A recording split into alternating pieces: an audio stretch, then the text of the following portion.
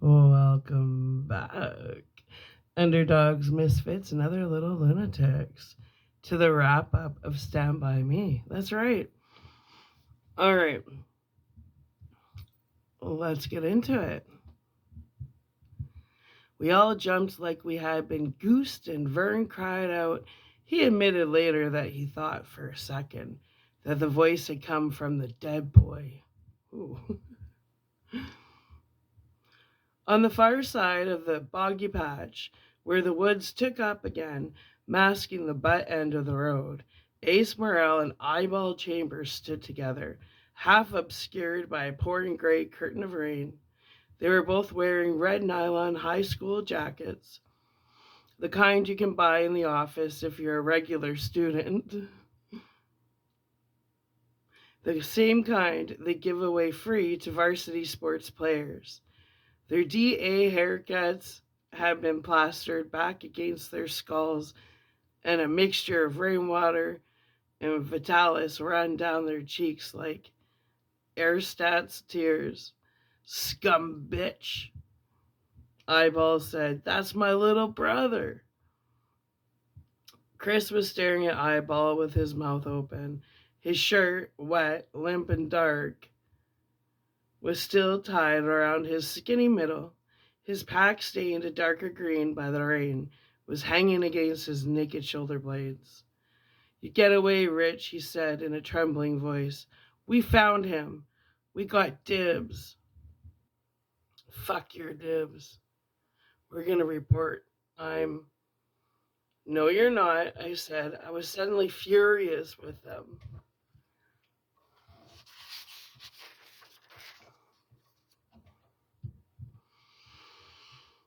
Turning up this way at the last minute. If we'd thought about it, we'd have known something like this was going to happen. But this was one time somehow that the older, bigger kids weren't going to steal it and to take something they wanted as if by divine right, as if their easy way was the right way, the only way. They had come in cars. I think that was what made me angriest. They had come in cars. There's four of us. Eyeball, you just try. Oh, we'll try, don't worry, Eyeball said, and the trees shook behind him and Ace. Charlie Hogan and Vern's brother Billy, excuse me, stepped through them, cursing and wiping water out of their eyes. I felt a lead ball drop into my belly. It grew bigger as Jack Mickett, Fuzzy Brakowitz, and Vince DeJargens stepped out behind Charlie and Billy. Here we all are, Ace said, grinning. So you just. Vern, Billy Tessio cried in a terrible, accusing my judgment cometh in the right early, and that right early voice. He made a pair of dripping fists. You little son of a whore! You was under the porch, cock knocker. Vern flinched. Charlie Hogan waxed positively lyrical. You little keyhole peeping cunt licking bung wipe. I ought to beat the living shit out of you. Yeah, well, try it, Teddy brayed suddenly. His eyes were crazily alight behind the rain-spotted glasses. Come on, fight ya forearm. Come on, big man. Billy and Charlie didn't need a second invitation. They started forward towards, and Vern flinched again, no doubt visualizing the ghost of beatings past and beatings yet to come. He flinched, but hung tough. He was with his friends, and we had been through a lot, and we hadn't got here in a couple of cars. But Ace held Billy and Charlie back, simply by touching each of them on the shoulder.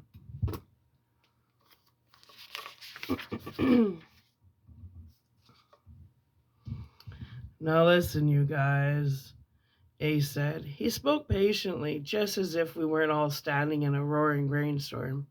There's more of us than there are of you. We're bigger. We'll give you one chance to just blow away. I don't give a fuck where. Just make like a tree and leave. Chris's brother giggled and Fuzzy clapped Ace on the back in appreciation of his great wit. The Sid Caesar of the JD set, 'cause we're taking him. Ace smiled gently, and you could imagine him smiling that same gentle smile just before breaking his cue over the head of some uneducated punk who had made the terrible mistake of lipping off while Ace was lining up a shot. If you go, we'll take him. If you stay, we'll beat the piss out of you and still take him. Besides, he added, trying to gild the thuggery with a little righteousness, Charlie and Billy found him, so it's their dibs anyway. They was chicken, Teddy shot back. Vern told us about it. They was fucking chicken right out of their fucking minds. He screwed his face up into a terrified, sniveling parody of Charlie Hogan. I wish we never boosted that car. I wish we never went out on No Back Harlow Road to whack off a piece.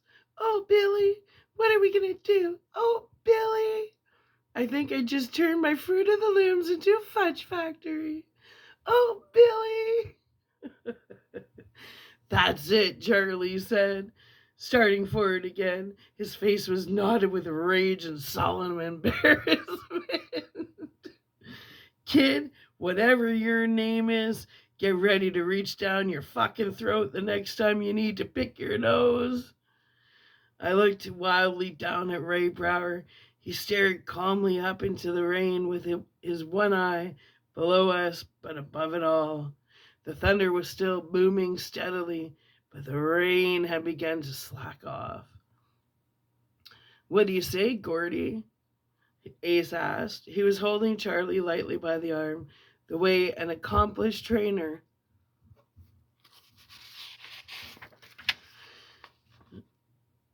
would restrain a vicious dog. You must have at least some of your brother's good sense. Tell these guys to back off. I'll let Charlie beat up the Four Eyes Al Punko a little bit, and then we'll all go about our business. What do you say? He was wrong to mention Denny. I had wanted to reason with him, to point out what Ace knew perfectly well. Well, we had every right to take Billy and Charlie's dibs since Vern had heard them giving said dibs away. I wanted to tell him how Vern and I had almost gotten run down by a freight train on the trestle, which spawns the Castle River, about Milo Pressman and his fearless, if stupid sidekick Chopper, the Wonder Dog. About the bloodsuckers, too. I guess all I really wanted to tell him was, come on, Ace, fair is fair. You know that. But he had to bring Denny into it, and when I heard coming out of my mouth instead of sweet reason was my own death warrant. Suck my fat one, you cheap dime store hood. Ace's mouth formed a perfect O of surprise. The expression was so unexpectedly prissy that under other circumstances it would have been a laugh riot, so to speak. All of the others on both sides of the bog stared at me, dumbfounded. Then Teddy screamed gleefully, that's telling him I'm Gordy. Oh boy, too cool. I stood numbly, unable to believe it. It was like some crazed understudy had shot on stage at the critical moment and declaimed lines that weren't even in the play. Telling the guy to suck was as bad as you could get without resorting to his mother. Out of the corner of my eye, I saw that Chris had undershouldered his knapsack and was digging into it frantically, but I didn't get it. Not then, anyway. Okay, Ace said softly. Let's take him. Don't hurt nobody, but the Lanche kid. I'm gonna break both his fucking arms. I went dead cold. I didn't piss myself the way I had on the railroad trestle, but it must have been because I had nothing inside to let out. He meant it, you see. The years between then and now have changed my mind about a lot of things, but not about that. When Ace said he was going to break both of my arms, he absolutely meant it. They started to walk towards us through the slackening rain. Jackie Maggot took a switch knife out of his pocket and hit his chrome. 6 inches of steel flicked out, dove gray in the afternoon half light. Vern and Teddy dropped suddenly into the fighting crouches on either side of me. Teddy did so eagerly, Vern with a desperate cornered grimace on his face. The big kids advanced in a line, their feet splashing through the bog, which was now one big sludgy puddle because of the storm. The body of Ray Brower lay at our feet like a waterlogged barrel. I got ready to fight, and that was when Chris fired the pistol he had hawked out of his old man's dresser. Kablam! God, what a wonderful sound that was. Charlie Hogan jumped right up into the air. Ace Merle, who had been staring straight at me, now jerked around and looked at Chris. His mouth made that "oh" again. Eyeball looked absolutely astounded. Hey, Chris, that's Daddy's, he said. You're gonna get the tar whaled out of you. There's nothing to what you'll get, Chris said.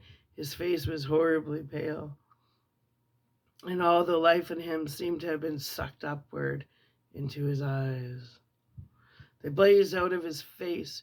Gordy was right. You're nothing but a bunch of cheap hoods. Charlie and Billy didn't want their fucking dibs, and you all know it. We wouldn't have walked way to fuck out here if they said. They did. They just went someplace and puked the story up and let Ace Merle do their thinking for them. His voice rose to a scream. But you ain't gonna get him. Do you hear me? Now listen, Ace said. You better put that down before you take your foot off with it. You ain't got the sack to shoot a woodchuck. He began to walk forward again, smiling his gentle smile as he came. You're just a sawed-off pint-sized, pissy-ass little runt, and I'm gonna make you eat that fucking gun. Ace, if you don't stand still, I'm gonna shoot you. I swear to God. You'll go to jail, Ace crooned, not even hesitating. He was still smiling. The others watched him with horrified fascination, much the same way as Teddy and Vern and I were looking at Chris. Ace Merle was the hardest case for miles around, and I didn't think Chris would bluff him down. And what did that leave? Ace didn't think a 12-year-old punk would actually shoot him. I thought he was wrong. I thought Chris would shoot Ace before he let Ace take his father's pistol away from him. In those few seconds, I was sure there was going to be bad trouble, the worst I'd ever known. Killing trouble, maybe? And all of it over who got dibs on a dead body? Chris said softly with great regret, Where do you want it, Ace? Arm or leg? You pick for me. And Ace stopped. His face sagged, and I saw sudden terror on it. It was Chris's tone rather than his actual words, I think. The real regret that things were going to go from bad to worse. If it was a bluff, is still the best I've ever seen. The other big kids were totally convinced. Their faces were squinched up as if someone had just touched a match to a cherry bomb with a short fuse. Ace slowly got control of himself.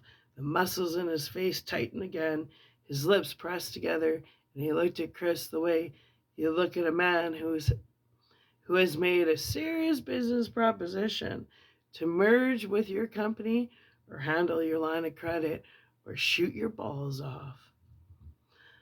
I was awaiting. Almost curious eh, almost curious expression, one that made you know that the terror was either gone or tightly lidded. Ace had recomputed the odds on not getting shot and had decided that they weren't as much in his favor as he had thought. But he was still dangerous, maybe more than before. Since then, I thought it was the rawest piece of brinkmanship I had ever seen. Neither of them was bluffing. They both meant business. All right, Ace said softly, speaking to Chris. But I know how you're going to come out of this, motherfuck. No, you don't, Chris said. You little prick, Eyeball said loudly. You're gonna wind up in traction for this. Bite my bag, Chris told him. With an inarticulate sound of rage, Eyeball started forward and Chris put a bullet into the water about 10 feet in front of him. It kicked up a splash. Eyeball jumped back, cursing. Okay, now what? Ace asked. Now you guys get in your cars and bomb on back to Castle Rock. After that, I don't care. But you ain't getting him. He touched Ray Brower lightly, almost reverently, with the toe of one sopping sneaker. You dig me? But we'll get you, Ace said. He was starting to smile again. Don't you know that? You might not. We'll get you hard, Ace said, smiling. We'll hurt you.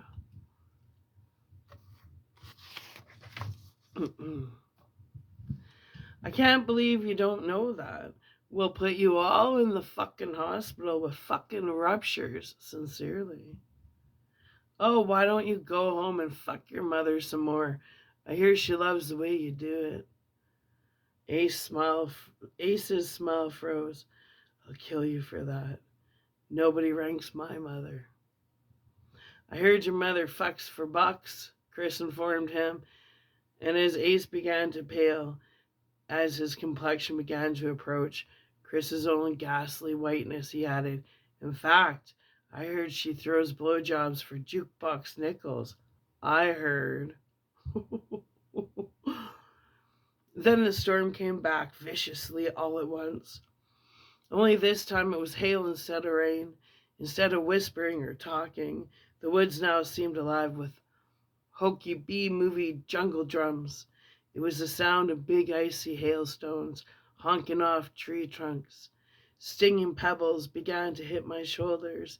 It felt as if some sentient, malevolent force was throwing them. Worse than that, they began to strike Ray Brower's upturned face with an awful, splatting sound that reminded us of him, again, of his terrible and unending patience. Vern caved in first. With a wailing scream, he fed up the embankment in huge, gangling strides.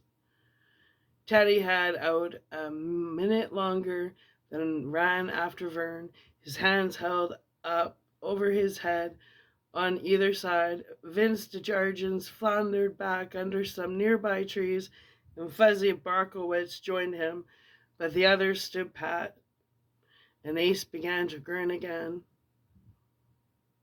Stick with me, Gordy, Chris said in a low, shaky voice.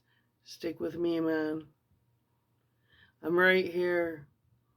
Go on now, Chris said to Ace, and he was able, by some magic, to get the shakiness out of his voice. He sounded as if he was instructing a stupid infant. And we'll get you, Ace said. We're not going to forget it, if that's what you're thinking.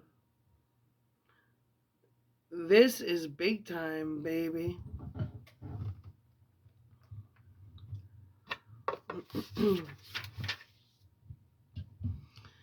That's fine. You just go on and do your getting another day. We'll fucking ambush you, Chambers. We'll get out. Chris screamed and leveled the gun. Ace stepped back. He looked at Chris a moment longer, nodded, then turned around. Come on, he said to the other guys. He looked back over his shoulder at Chris and me once more. Be seeing you. They went back into the screen of trees between the bog and the road. Chris and I stood perfectly still in spite of the hail that was welting us, reddening our skins, and piling up all around us like summer snow. We stood and listened, and above the crazy calypso sound of the hail hitting the tree trunks, we heard two cars start up. Water break.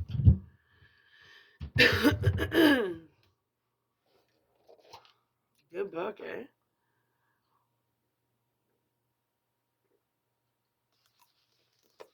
All right.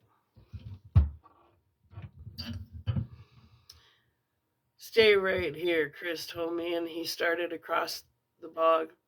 Chris, I said, panicky. I got to. Stay here.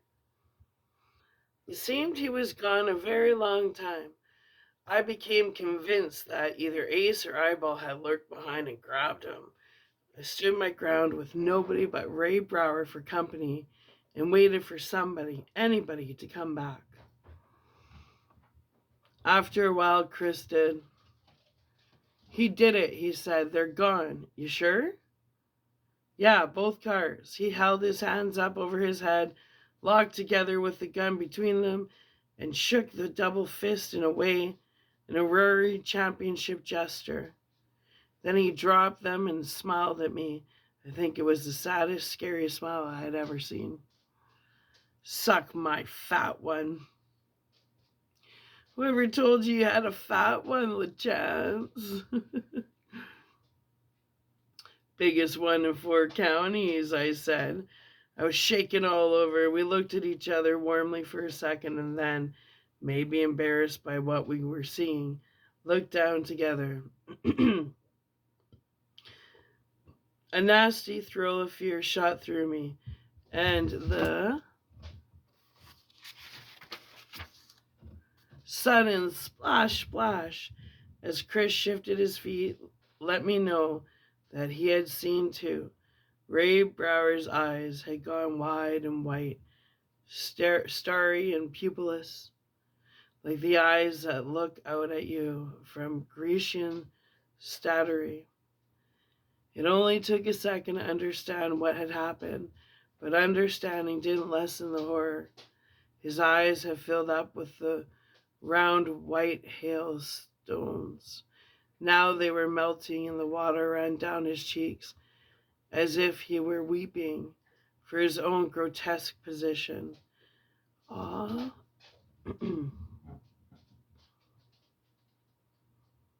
A tatty prize to be fought over by 2 bunches of stupid hit kids. His clothes were also white with hail. He seemed to be lying on his own shroud. Ah, Gordy, hey, Chris said shakily. Say hey, man. What a creep show for him. I don't think he knows. Maybe that was the ghost we heard. Maybe he knew this was gonna happen. What a fucking creep show. I'm sincere. Branches crackled behind us. I whirled. Sure, they had flanked us, but Chris went back to contemplating the body after one short, almost casual glance. It was Vern and Teddy, their jeans soaked black and plastered to their legs, both of them grinning like dogs that had been sucking eggs. What are we gonna do, man? Chris asked, and I felt a weird chill steal through me. Maybe he was talking to me, maybe he was. But he was still looking down at that body. We're gonna take him back, ain't we? Teddy asked, puzzled. We're gonna be heroes. Ain't that right? He looked from Chris to me and back to Chris again. Chris looked up as if startled out of a dream. His lip curled. He took his big step toward Teddy, planted both hands on Teddy's chest, and pushed him roughly backward. Teddy stumbled, pinwheeled his arms for balance, then sat down with a soggy splash. He blinked up at Chris like a surprised muskrat. Vern was looking warily at Chris, as if he feared madness. Perhaps that wasn't far from the mark.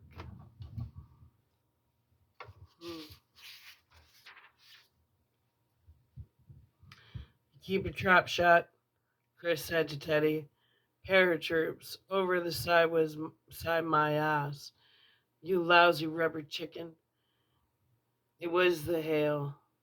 Teddy cried out, angry and ashamed. It wasn't those guys, Chris. I'm scared of storms. I can't help it. I would have taken all of them on at once. I swear on my mother's name, but I'm scared of storms. Shit, I can't help it. He began to cry again, sitting there in the water. What about you? Chris asked, turning to Vern. Are you scared of storms too? Vern shook his head vacuously, still astounded by Chris's rage. Hey man, I thought we were all running. You must be a mind reader then, because you ran first. Vern swallowed twice and said nothing. Chris stared at him, his eyes sullen and wild. Then he turned to me. Going to build him a litter, Gordy? If you say so, Chris. Sure, like in Scouts. His voice had begun to climb into strange, reedy levels, just like in the fucking Scouts. A litter, poles and shirts. Like in the handbook, right, Gordy? Yeah, if you want. But what if those guys... Fuck those guys, he screamed. You're all a bunch of chickens. Fuck off, creeps. Chris, they could call the constable to get back at us. He's ours, and we're going to take him out. Those guys would say anything to get us in the ditch. I told him. My words sounded thin, stupid, sick with the flu. Say anything, and then lie each other up. You know how people can get other people in trouble telling lies, man. Like with the milkma. I don't care, he screamed and lunged at me with his fists up. But one of his feet struck Ray Brower's rib cage with a soggy thump, making the body rock. He tripped and fell full length, and I waited for him to get up and maybe punch me in the mouth, but instead he lay where he had fallen, head pointing towards the embankment, arms stretched out over his head like a diver about to execute, in the exact posture Ray Brower had been in when we found him. I looked wildly at Chris's feet to make sure his sneakers were still on.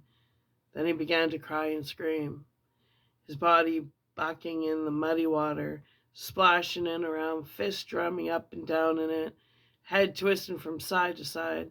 Teddy and Vern were staring at him, agog, because nobody had ever seen Chris Chambers cry. After a moment or two, I walked back to the embankment, climbed it, and sat down on one of the rails. Teddy and Vern followed me, and we sat there in the rain, not talking, looking at those three monkeys of virtue they sell in dime stores and those sleazy gift shops that always look like they are tottering on the edge of bankruptcy. Yeah. Hold on. There. Let's get this repositioned. Okay. Let's go.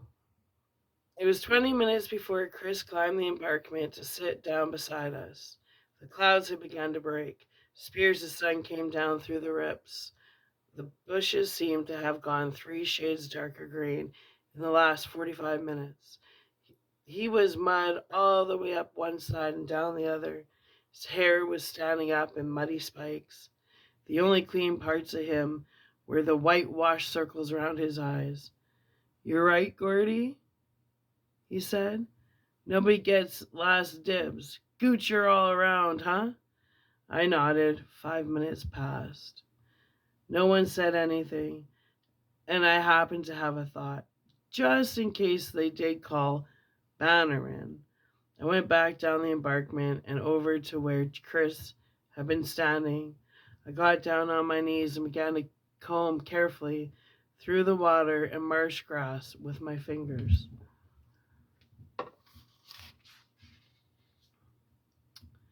"What you doing?" Teddy asked, joining me.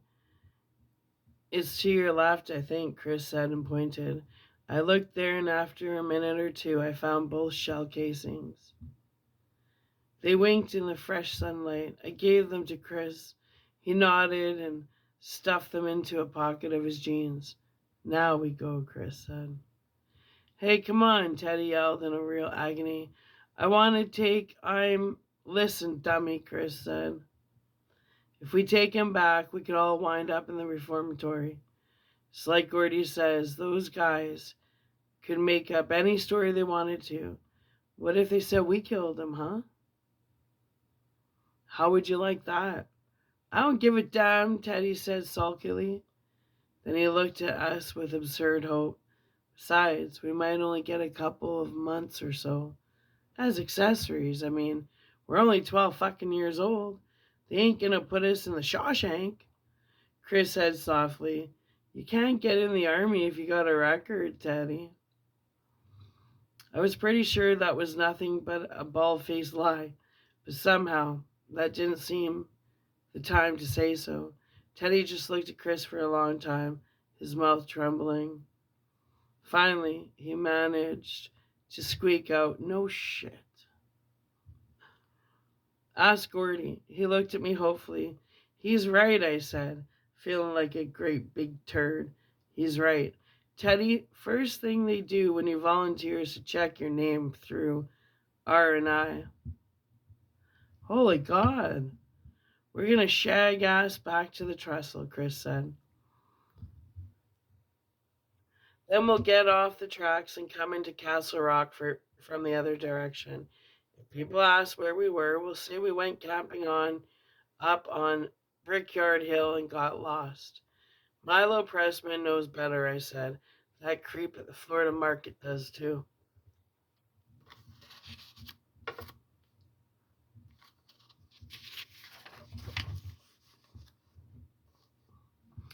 "Wow. We'll say Milo scared us, and that's when we decided to go up on the Brickyard."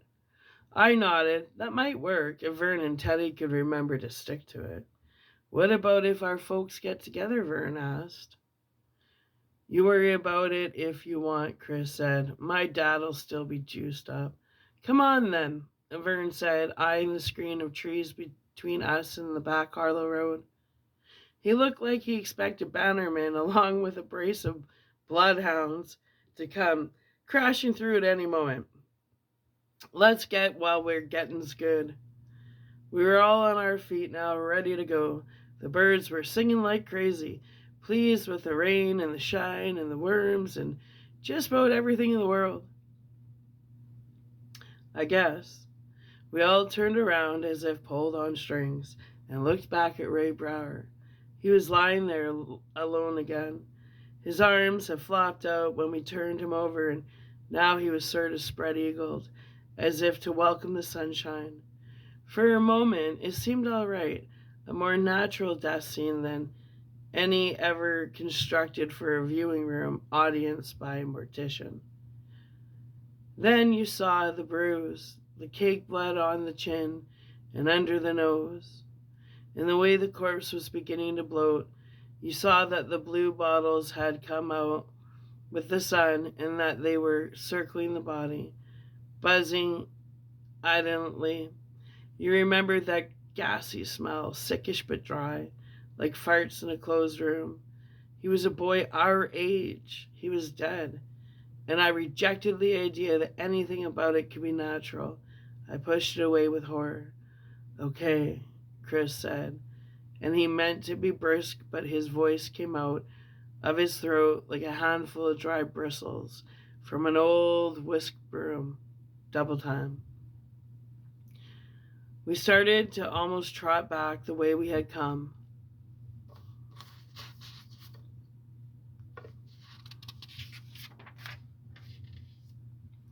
Didn't talk. I don't know about the others, but I was too busy thinking to talk. There were things that bothered me about the body of Ray Brower. They bothered me then, and they bother me now. A bad bruise on the side of his face, a scalp laceration, a bloody nose. No more, at least, no more visible. People walk away from bar fights in worse conditions and go right on drinking. Yet the rain must have hit him. Why else would his sneakers be off his feet that way? And how come the engineer hadn't seen him? Could it be that the train hit him? Could it be that the train had hit him hard enough to toss him but not kill him? I thought that. Under just the right combination of circumstances, that could have happened. Had the train hit him, a hefty, teeth-rattling side swipe as he tried to get out of the way, hit him and knocked him in a flying backward somersault over the caved-in banking? Had he perhaps lain awake and trembling in the dark for hours, not just lost now, but disoriented as well, cut off from the world? Maybe he had died of fear. A bird with crushed tail feathers once died in my cupped hand, in just that way, his body trembling and vibrated lightly, his beak opened and closed, his dark bright eyes stared up at me. Then the vibration quit, the beak froze half open, and the black eyes became lackluster and uncaring. It could have been that way with Ray Brower. He could have died because he was simply too frightened to go on living. Ooh. But there was another thing, and that bothered me most of all, I think. He had started off to go berrying. I seem to remember the news report saying he'd been carrying a pot to put his berries in. When we got back, I went to the library and looked it up in the newspaper just to be sure. And I was right. He had been berrying, and he'd had a pail or a pot, something like that. But we hadn't found it. We found him, and we found the sneakers. He must have thrown it away somewhere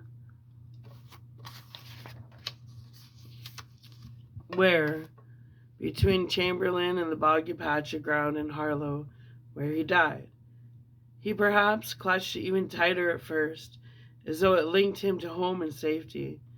But as his fear grew, and with it that sense of being utterly alone, with no chance of rescue except for whatever he could do by himself, as a real cold terror set in, he maybe threw it away into the woods on one side of the tracks or the other, hardly even noticing it was gone.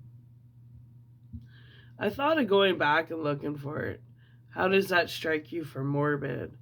I've thought of driving to the end of the back Harlow Road in my almost new Ford van and getting out of it some bright summer morning, all by myself, my wife and children, far off in another world where, if you turn a switch, lights come on in the dark. I've thought about how it would be, pulling my back out of the back and wrestling it on the customized van's rear bumper while I carefully remove my shirt and tie it around my waist, rubbing my chest and my shoulders with muscle insect repellent, and then crashing through the woods to where that boggy place was, the place where we found him. Would the grass grow up yellow there, in the shape of his body? Of course not. There would be no sign, but still you wonder, and you realize what a thin film there is between a rational man costume, the writer with leather elbow patches on his corduroy jacket, and the capering Gorgian myths of childhood, then climbing the embankment, now overgrown with weeds, and walking slowly beside the rusted tracks and rotted ties towards Chamberlain. Stupid fantasy, an expedition looking for a 20-year-old blueberry bucket. which was probably cast deep into the woods or plowed under a bulldozer, readying a half-acre plot for a tract house, or so deeply overgrown by weeds and brambles it had become visible. But I feel sure it is still there, somewhere along the old discontinued GS and WM line, and at times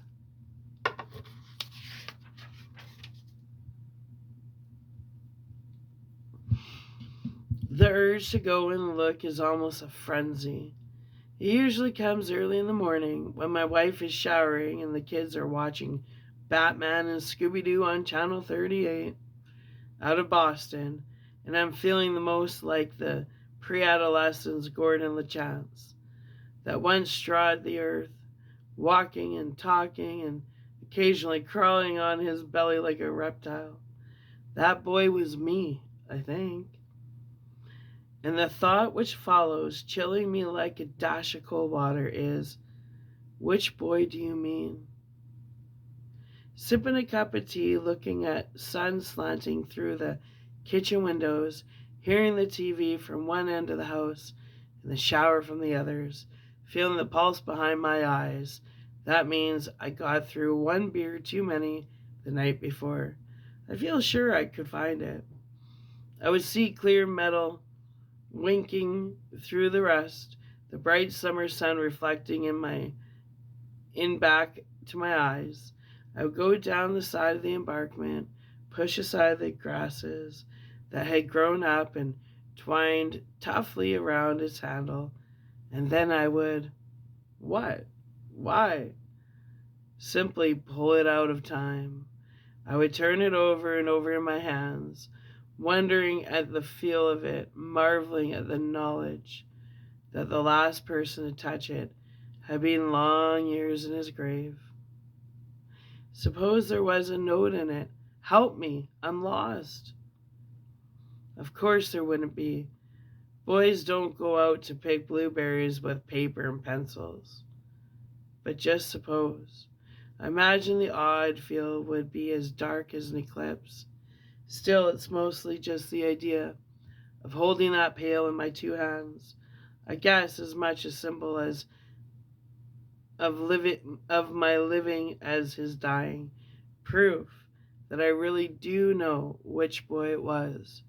Which boy of the five of us holding it. Reading every year in its cake of rust, in the fading of its bright shine, feeling it, trying to understand the suns that shone on it, the rains that fell on it, and the snows that covered it, and to wonder where I was when each thing happened to it in its own lonely place, where I was, what I was doing, who I was loving, how I was getting along, where I was. I'd hold it, read it, feel it, and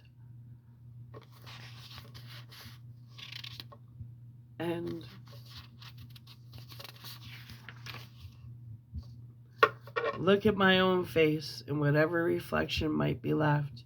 Can you dig it? Alright, I guess we have another video. I thought we only had one video left, but I think it looks like we're almost done the book.